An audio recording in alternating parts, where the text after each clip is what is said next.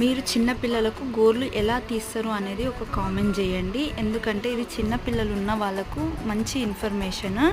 నేను కూడా తెలుసుకుంటాను ఎలా తీస్తే బాగుంటుంది అనేసి. నేను చిన్నప్పటి నుంచి కూడా పడుకున్నప్పుడు నోటితోటే తీయనీకి ట్రై చేసేదాన్ని. మా రిహాన్ష్ అయితే ఏమీ అనకపోతుండే, కానీ మున్ను అయితే అస్సలు తీయనివ్వడు నోటితోటి. కొంచెం స్పర్శ తగిలినా కానీ లేసి ఏడుస్తుండే. ఇంకా ఈ విధంగా అయితే కాదు అనేసి మనము తీసుకునే నెయిల్ కట్టర్ ఉంటుంది కదా, అదే తీసుకొని స్పర్శ లేకుండా పైన ఫస్ట్ కట్ చేసిన తర్వాత కొంచెం లోపలికి వెళ్ళి మొత్తం కూడా నీట్గా కట్ చేశాను. నేను పోలియో వేయించుకోనికి వాడికి వేపియనికి వెళ్ళినప్పుడు అక్కడైతే చూసి ఇంతగానం గోర్లు ఉండొద్దు, పిల్లలకు మంచిది కాదు అనేసి చెప్తే ఇంకా నేను అప్పటి నుంచి నెయిల్ కట్టర్ యూజ్ చేసి ఈ విధంగా కట్ చేశాను. కాళ్ళు చేతులకు కూడా మొత్తం కూడా ఈ విధంగా తీసేసుకున్నాం. కింద ఒక బట్ట అయితే పరుచుకుంటే గోర్లు కూడా ఎక్కడ వెళ్ళవు.